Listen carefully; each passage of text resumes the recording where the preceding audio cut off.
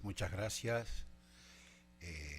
sobre todo a estos queridos amigos que nos han invitado a compartir este acontecimiento de un estudio jurídico en funcionamiento con un gran equipo. Y también muchas gracias en el decano, a esta casa. Me ha asombrado el nivel impresionante que tiene la estructura de esta universidad. Bien, todos están con la competencia y de alguna manera yo voy a hablar justamente de las regulaciones, porque he puesto sobre las nuevas regulaciones. ¿Qué nuevas regulaciones?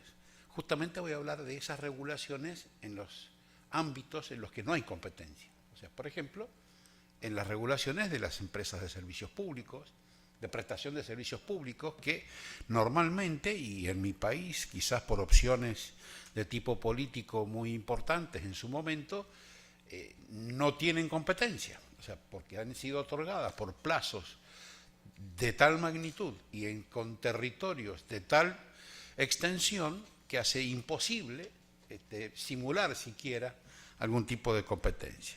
Entonces ahí se vuelve muy relevante la regulación que se efectúe sobre ese desarrollo, sobre todo en la prestación de servicios públicos, como pueden ser la provisión del agua potable domiciliaria, el gas natural domiciliario, la electricidad, son todas concesiones de servicios públicos que son sujetas a regulación.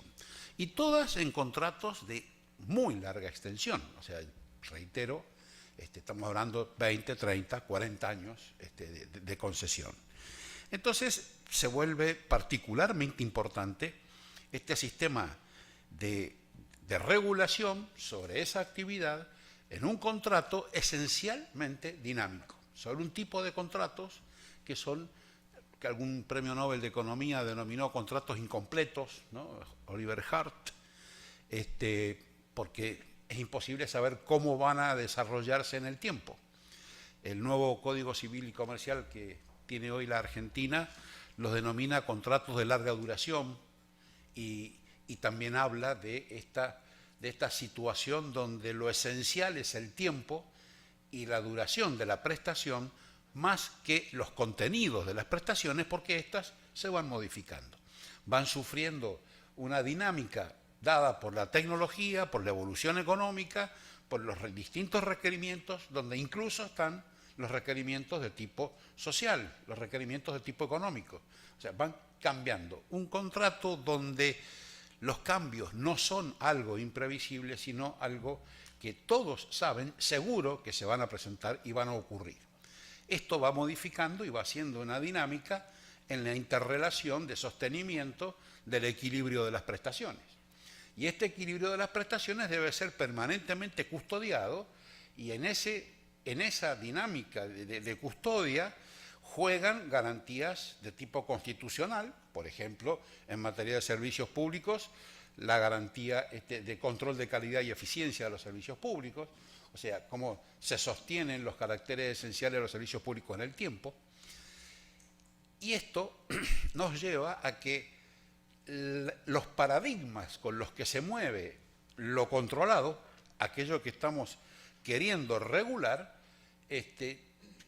son distintos a los de una meta sostenida sobre la base de otras pautas que podríamos considerar distintas. Acá la prestación del servicio, sobre todo la generalidad del servicio, el alcance amplio a todos los sectores sociales, el mantenimiento de la calidad en cuanto a la continuidad de los servicios, lleva a que exista entonces sí una dinámica donde las sanciones, porque todo esto era para llegar a las sanciones, tienen un particular papel a desempeñar dentro del contexto de este contrato.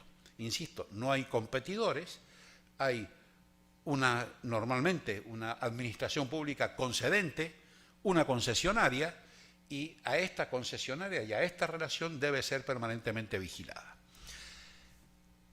A esto se suma algunos elementos que distinguen el sistema. Esto se desenvuelve en un terreno donde hay una autoridad independiente. O sea, hay una autoridad que tiene la responsabilidad de vigilar el equilibrio de estas prestaciones.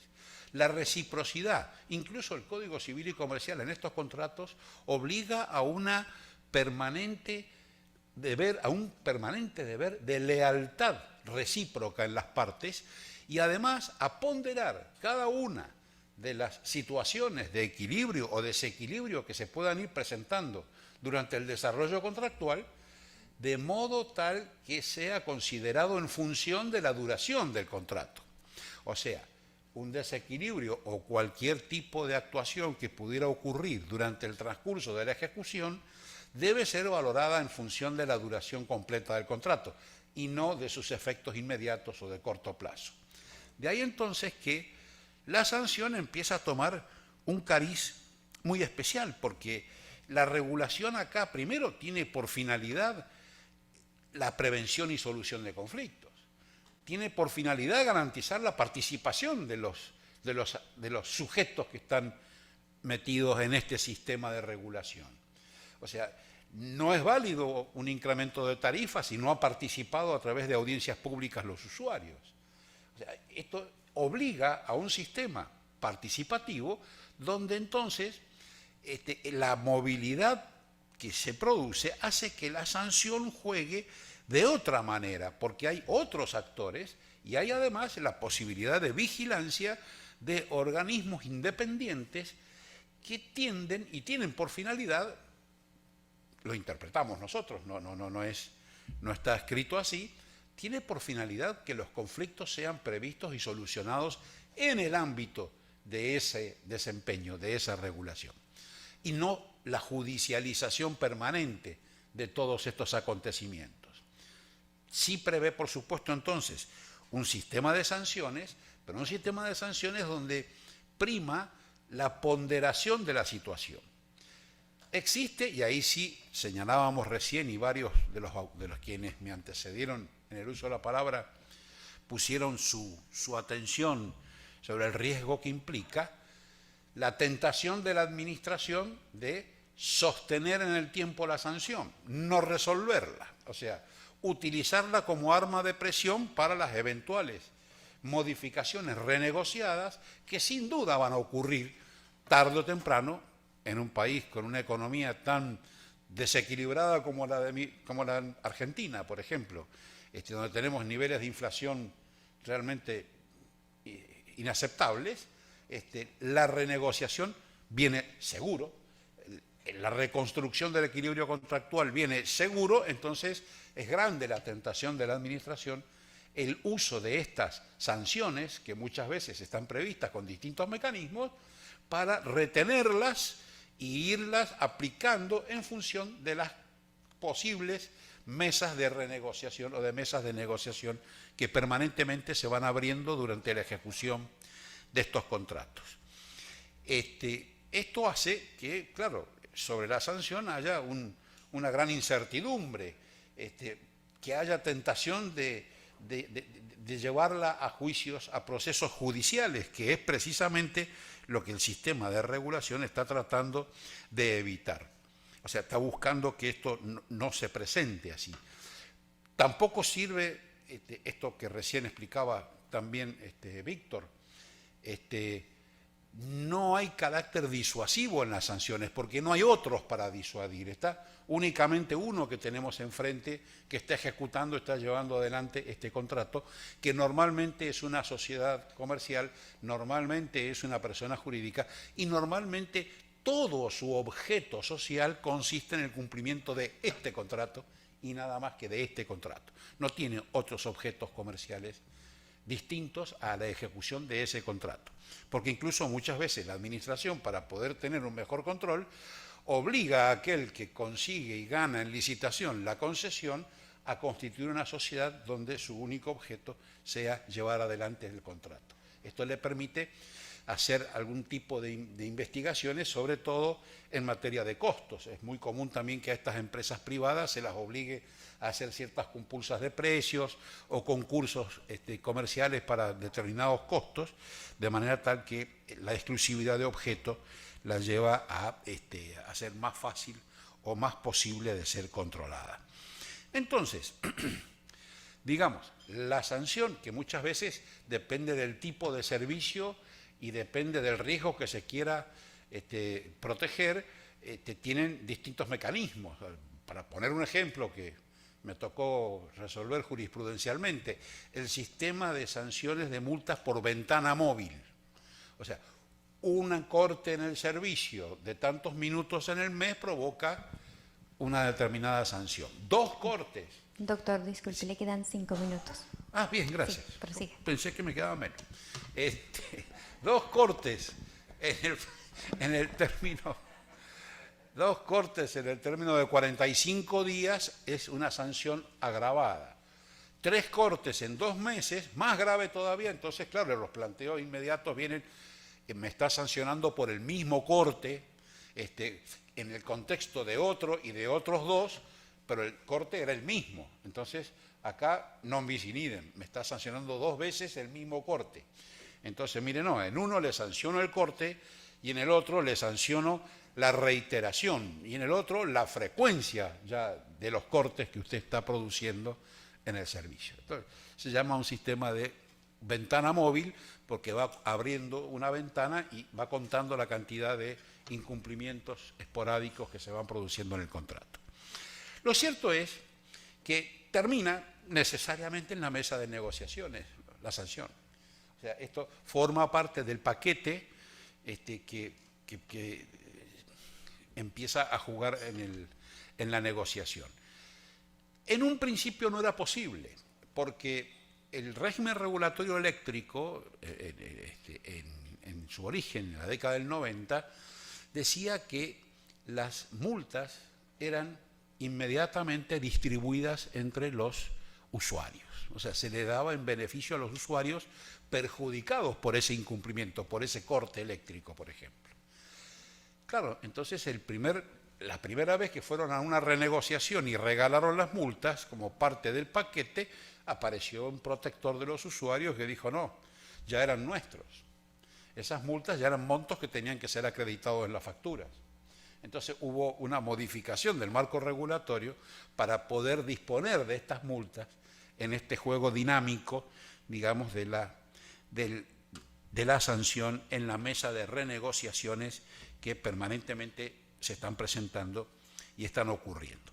Es fundamental acá 3 paradigmas de esta nueva regulación que hacen que el sistema sancionatorio, del cual ya creo que se ha dicho muchísimo, yo ya no tendría mucho para agregar, que sí hacen que se mueva en otro ambiente. 1, la necesidad de participación, la necesaria participación, ya sea en la imposición como en el levantamiento, en la impugnación y en la aplicación de las sanciones. Participación de todos los sujetos en juego, sobre todo de la entidad independiente. La participación de la entidad independiente, que además cuenta con integrantes que son sujetos también de la relación básica del servicio público, por los usuarios, por el concesionario, por la autoridad administrativa. Y sobre todo, la capacidad que hay de control de la prestación por parte de los resortes, también judiciales y legislativos, sobre la actividad de las entidades de control. Para poner un ejemplo, y con esto puedo cerrar, en mi provincia los integrantes del directorio del ente regulador eléctrico, del ente provincial regulador eléctrico, son elegidos por el gobernador con acuerdo del Senado. El mismo mecanismo que existe para designar jueces. O sea, es el mismo sistema que la Constitución prevé para designar a los jueces. Y estos directores duran 6 años en el cargo y se van renovando cada 2 años uno, y son 3 directores. Esto para tener una idea de cómo se busca la independencia administrativa en la designación y en la remoción. Esto implica eso también. La tasa se paga junto con la factura o con la tarifa, por lo tanto también tiene una cuota de independencia o de autonomía económica, y esto le permite también un grado de profesionalización que asegura también un tratamiento también especializado de esto que se quiere preservar.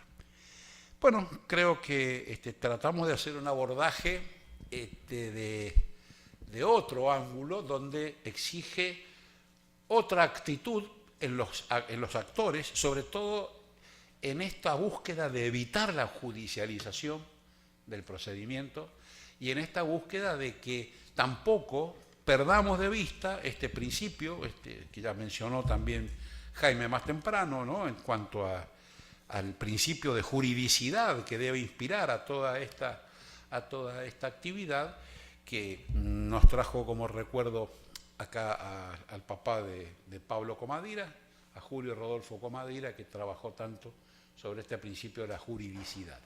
Ahora, el principio de juridicidad en este ambiente exige otro jurista, es otra mentalidad de derecho, es otro jurista, otro juez si le toca actuar, otro abogado si es el abogado del ente, otro abogado si es el abogado de la concesionaria, otro abogado si es el abogado de los usuarios. O sea, los abogados tenemos mucho para hacer ahí, pero con un abordaje, con una mentalidad muy distinta a aquella puramente reglamentaria que a veces estamos acostumbrados a manejar.